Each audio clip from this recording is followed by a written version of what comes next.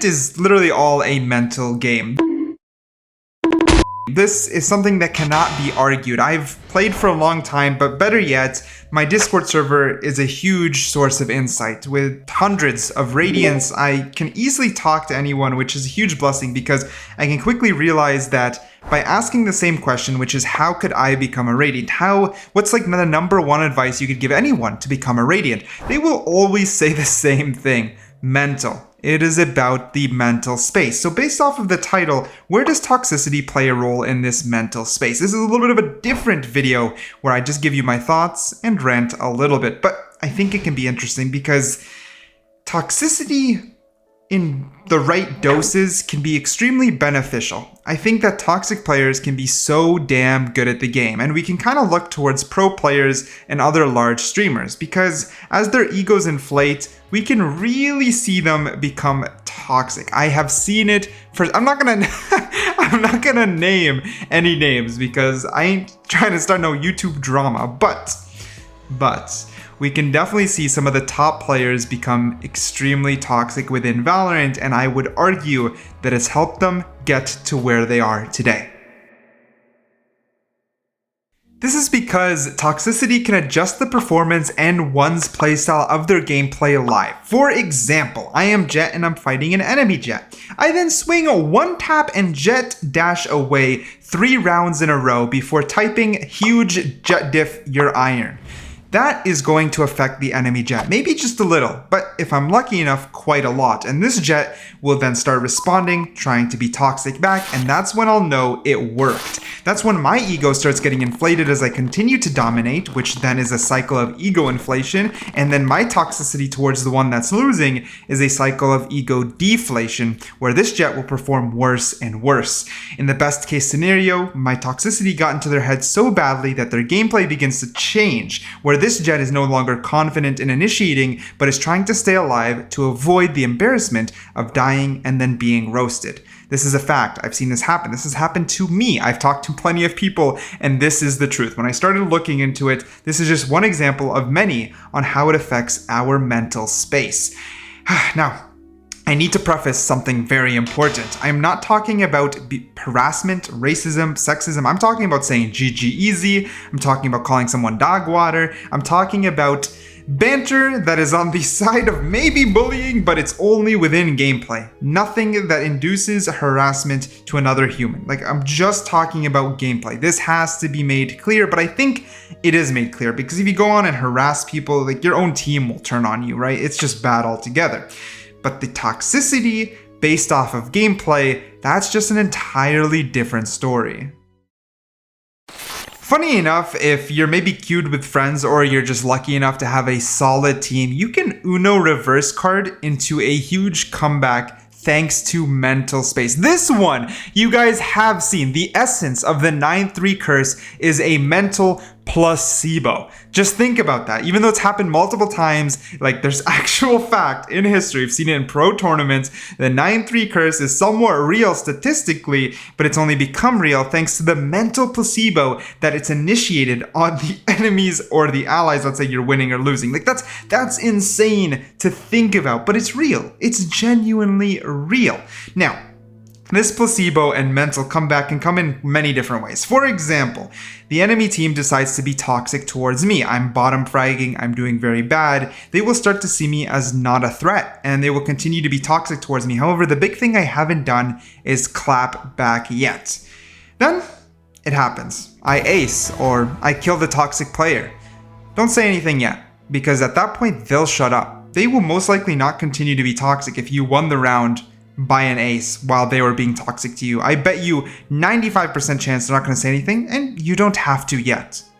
Then, in the next one, your ego's already a little bit inflated because you just shut them up.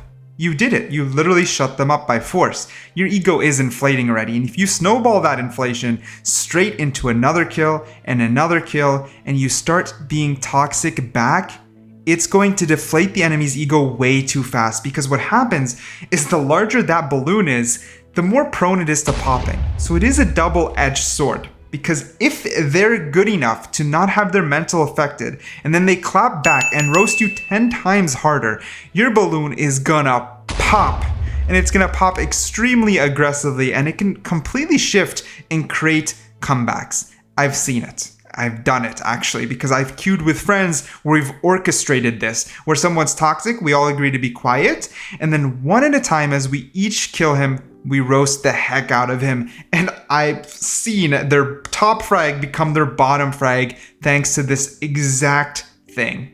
I decided to go into my Discord and ask people, does toxicity affect you? Like, if the enemy's toxic, will it mess with you? And basically everyone, I would say the majority, said it depends. I wouldn't say a majority said yes, I wouldn't say a majority said no, and I think the most human answer is that it depends, because the mental space also depends on how you're feeling that day. Have you had a good or bad day? Are you tired? Like, there's too many variables. It's just a fact. Like, after a long day of work, I queue in with unrated and a bunch of friends, there's just a chance, there's a flip coin. If someone's too toxic, I might not be able to take it. I might play worse. I might sort of doze out because I'm just too tired after such a long day. I'm just trying to have fun and they're ruining it, and it does affect me. Therefore, the toxic player will most likely win the game thanks to it. Now, is it morally right? Probably not. I think we've ruined a lot of games being too toxic, but the moral aspect doesn't really affect the fact that I'm trying to portray. You know, I'm just trying to say that this does happen. I've talked to people, it's happened to me,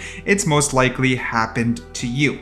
But the depends is because, again, if you have that mental fortitude to turn it around, turn that toxicity upside down, pin them, hit them with their own medicine, then yeah, then that toxicity didn't seem to affect you. So the it depends is the most correct answer.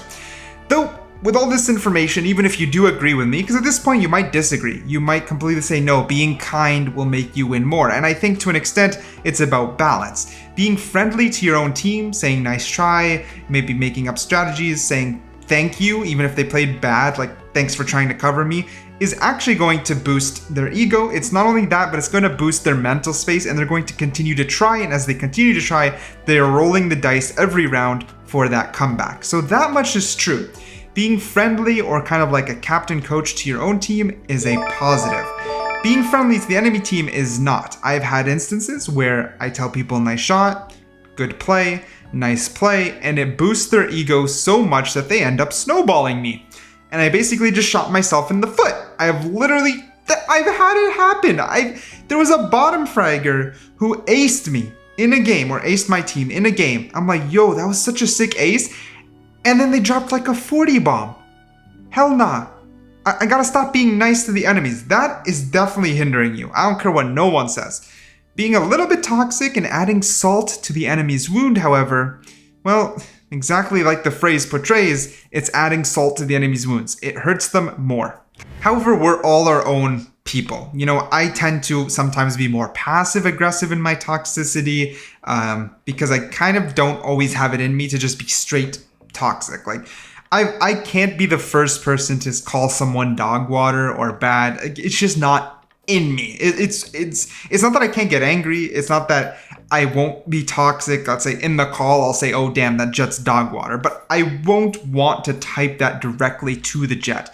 So that's pretty much useless, right? I'm not really going anywhere with that. But what I am good at is when they're toxic first, I'll definitely clap back. And I think this balance of being able to taunt the enemies while staying in a positive mindset and being good to your team is nearly impossible. However, I think some of the top pros, like I referred to at the start, do it very well. They'll call people out. They'll be pretty toxic, taunting, and entertaining, which is why they get their viewership. But we've seen how friendly they can be as well. Let me know what you guys think. Do you agree or disagree with me? I think this is a huge potential to talk in the comment section. I'll see you in the next one.